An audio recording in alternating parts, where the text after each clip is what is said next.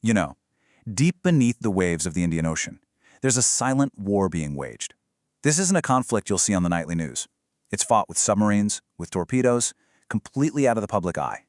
But as shockwaves, they could reach every single one of us. This is the story of a secret naval clash, one that could set the entire Middle East on fire.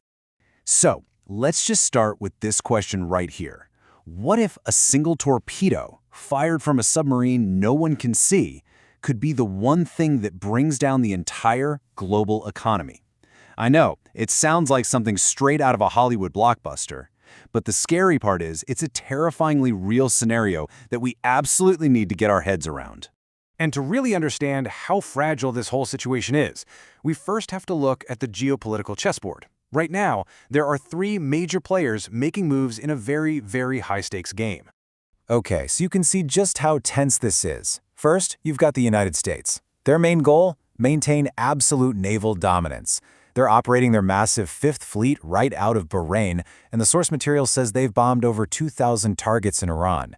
Then you have Israel, whose entire strategy is about neutralizing what it sees as threats in the region, often launching joint strikes with the US. And on the other side of the board, you have Iran, pushing back, trying to exert its own influence with missile strikes and by backing its allies. It is an incredibly volatile and dangerous triangle of power. And make no mistake, this is not some contained three-player game anymore. Oh no, the conflict is already spilling over, pulling in other forces. The source makes it clear that Lebanon's Hezbollah is now officially in the fight, siding with Iran.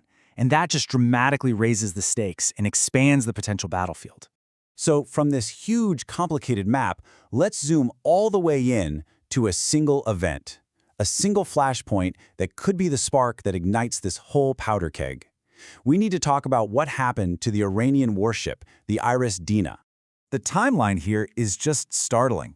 On February 17th, you've got the Iris Dina being welcomed with open arms by the Indian Navy for a joint exercise. It was all done under a banner of Bridges of Friendship.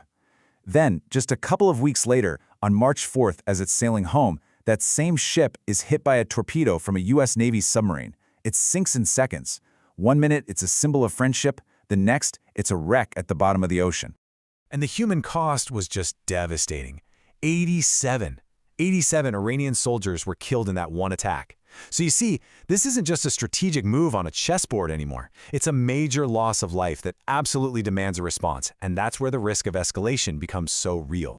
So here's the billion-dollar question. Why does a single naval clash in the middle of the Indian Ocean matter to you or me or anyone, no matter where we live?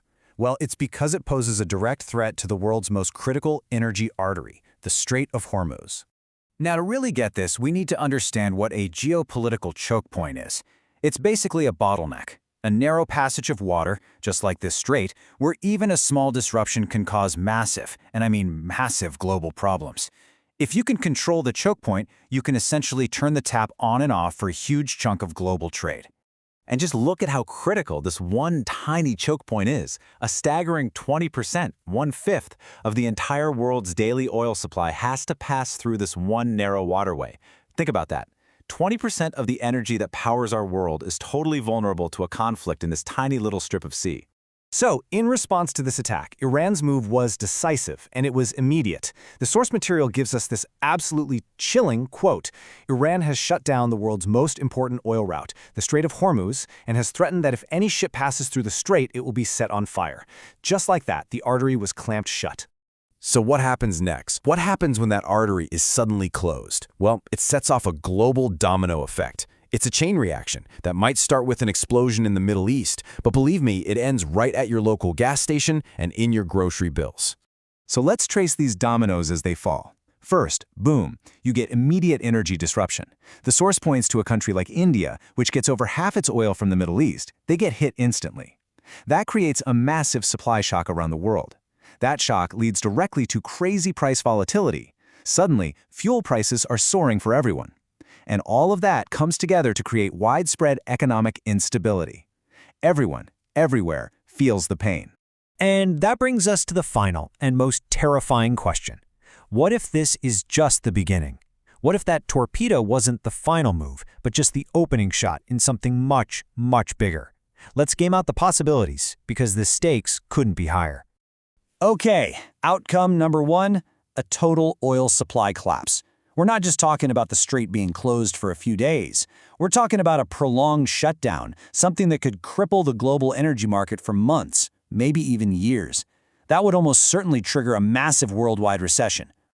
The second outcome is even scarier. The conflict doesn't stay at sea. It boils over into a full-blown regional war. Can you imagine open warfare between Iran and its allies fighting directly against Israel? The entire Middle East would be engulfed in flames. The human and economic costs would be just unimaginable. And then there's the third, most catastrophic scenario, global military mobilization. This is the one that keeps strategists up at night. The conflict spirals so far out of control that the major world powers, the US, maybe others, get dragged in directly. A regional fight becomes a global one, and we're looking at a kind of confrontation we haven't seen in generations. So we're left with this really unsettling thought. The sinking of one ship, the Dina, shows us just how interconnected and honestly how fragile our modern world really is. In a system of complex alliances and these vital choke points, it really forces you to ask, just how fragile is the whole system? How many torpedoes away are we from a total breakdown?